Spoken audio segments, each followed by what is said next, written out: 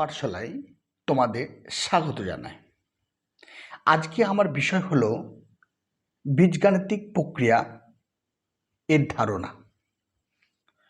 প্রথমে আমরা যে বিষয়গুলি জানব সেগুলির মধ্যে প্রথম হলো বীজগাণিতিক সংখ্যামালা।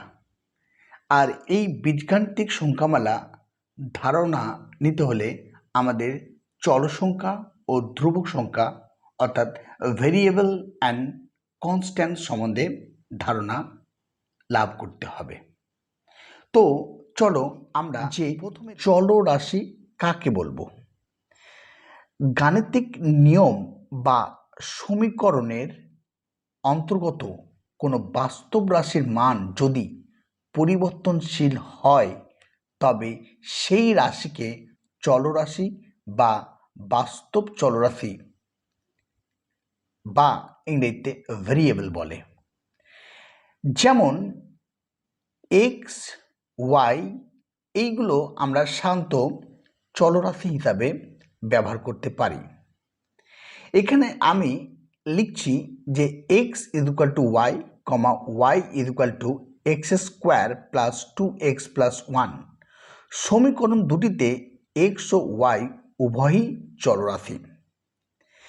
তাহলে এক্সের মান সর্বদা পরিবর্তনশীল, তাই এটিকে চল সংখ্যা বলে। আবার লক্ষ্য করে দেখবে যে চল সংখ্যা নির্দিষ্ট মান নেই, তাই চল সংখ্যাকে বিভিন্ন বর্ণ অর্থাৎ লেটার দ্বারা প্রকাশ করা হয়, যেমন এক্স, ওয়াই, পি, কিউ, এ, বি ইত্যাদি। এবার চলো আমরা জানি বীজগাণিতিক সংখ্যার মালার ধ্রুবক পদ, যাকে ইংরেজিতে বলে constant term of algebraic expression. একটি বীজগাণিতিক সংখ্যামালায় যে পদের সাথে কোনো চল সংখ্যা যুক্ত নেই সেই পদটি হলো বীজগাণিতিক সংখ্যামালাটির ধ্রুবক পদ। যেমন এখানে দেখো যে 2x প্লাস 3, আবার 2p প্লাস 5। বীজগাণিতিক সংখ্যামালার ধ্রুবক পদ হলো 3 ও 5, তাই তো? এবার চলো আমরা বুঝে নিই যে বীজগাণিতিক সংখ্যামালা কাকে বলে, অর্থাৎ অ্যালজেব্রিক এক্সপ্রেশন।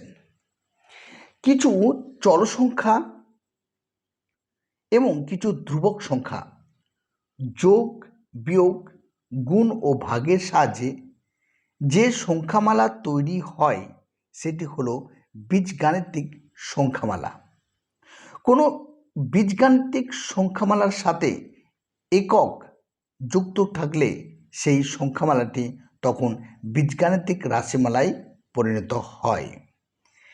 তাহলে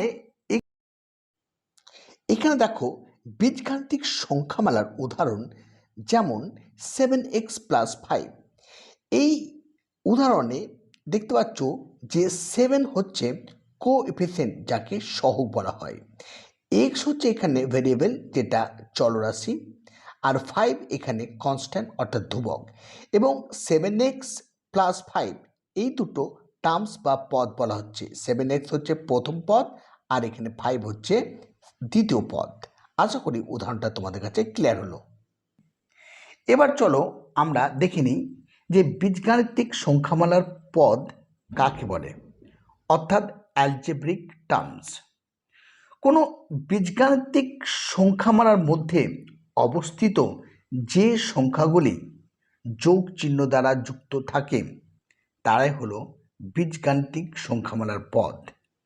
এখানে 4x প্লাস 2 বীজগাণিতিক সংখ্যামালার দুটি পদ হলো 4x ও 2, কারেক্ট।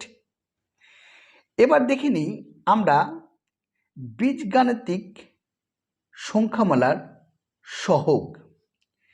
একটি বীজগাণিতিক সংখ্যামালার কোন পদে উপস্থিত চল সংখ্যার সাথে অপর যে সংখ্যা গুণ থাকে সেটি ওই চল সংখ্যার সহগ। এখানে দেখতে পাচ্ছ যে 2xy প্লাস 5 বীজগাণিতিক সংখ্যামালায় x এর সহগ হলো 2y এবং y এর সহগ হলো 2x, তাই তো?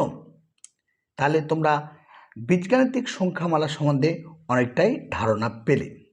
এবার আমরা বীজগাণিতিক সংখ্যামালার বিভিন্ন প্রকার, যে বীজগাণিতিক সংখ্যামালার পদগুলো, বা আমরা জানবো যে টাইপ অফ অ্যালজেব্রিক এক্সপ্রেশন, এগুলো আমরা একটু বুঝে নিই। বীজগাণিতিক বিভিন্ন সংখ্যামালার পদগুলি, যেমন ধরো 1 নম্বর একপদী সংখ্যা, যাকে মনোমিয়াল বলা হয় ইংরেজিতে। একপদী সংখ্যামালা কাকে বলবো? একটি মাত্র পদযুক্ত বীজগাণিতিক সংখ্যামালাগুলি হলো একপদী সংখ্যামালা। এখানে যেমন ধরে নাও 2, 3, 2x, 5y, 5x square y, 7x y square ইত্যাদি হলো একপদী সংখ্যামালা। নাম্বার 2, দ্বিপদী সংখ্যামালা, যাকে ইংরেজিতে বাইনোমিয়াল বলা হয়। তো দ্বিপদী সংখ্যামালা হলো দুটি পদযুক্ত বীজগাণিতিক সংখ্যামালাগুলি হলো দ্বিপদী সংখ্যামালা। যেমন এখানে 2x plus 3, 5x minus 3, 2x square plus 2, 3x cube minus 3z ইত্যাদি হলো দ্বিপদী সংখ্যামালা বা বাইনোমিয়াল। নাম্বার 3, এবার দেখো ত্রিপদী সংখ্যামালা, যাকে ইংরেজিতে বলছে ট্রাইনোমিয়াল। তিনটি পদযুক্ত বীজগাণিতিক সংখ্যামালাগুলি হলো ত্রিপদী সংখ্যামালা। যেমন এখানে 2p square plus 2p minus 3, 3x cube minus 3x plus 2, a to the power 5 minus b to the power 5 plus ab ইত্যাদি হলো ত্রিপদী সংখ্যামালা। এবার দেখো চতুষ্পদী সংখ্যামালা, যাকে কোয়াড্রিনোমিয়াল বলা হয়। যখন 4টি পদযুক্ত বীজগাণিতিক সংখ্যামালাগুলি হলো চতুষ্পদী সংখ্যামালা বা কোয়াড্রিনোমিয়াল বলা হয়। যেমন ধরো x square plus 2x plus p plus 3, p square plus q plus z minus 5, 3x square y minus 7xy plus 9 plus 2 ইত্যাদি হলো চতুষ্পদী সংখ্যামালা। এবার আমরা দেখব বহুপদী সংখ্যামালা, যাকে ইংরেজিতে বলা হয় পলিনোমিয়াল। একটি বা তার বেশি পদযুক্ত বীজগাণিতিক সংখ্যামালাগুলি হল বহুপদী বা পলিনোমিয়াল। যেমন 3x, 2x plus 3, 3x square y minus 7xy plus 2x ইত্যাদি সংখ্যামালাকে আমরা বলছি বহুপদী সংখ্যামালা। একটা কথা অবশ্যই মনে রাখবে যে একপদী, দ্বিপদী, ত্রিপদী সংখ্যামালাগুলি প্রতিটি বহুপদী সংখ্যামালা, কিন্তু পদ অনুযায়ী এদের আলাদা আলাদা নাম দেওয়া হয়েছে, তাই তো? এবার দেখে নাও যে বীজগাণিতিক সংখ্যামালার সদৃশ্য ও অদৃশ্য পদ কাকে বলে, যাকে ইংরেজিতে like and unlike term of algebraic expression বলা হয়। দুই বা দুইয়ের বেশি পদযুক্ত বীজগাণিতিক সংখ্যামালায় একজাতীয় পদগুলি হল সদৃশ্য পদ এবং বিভিন্ন জাতীয় পদগুলি হলো অসদৃশ্য পদ। যেমন এখানে আমরা সদৃশ্য পদ এবং অসদৃশ্য আইডেন্টিফাই করব।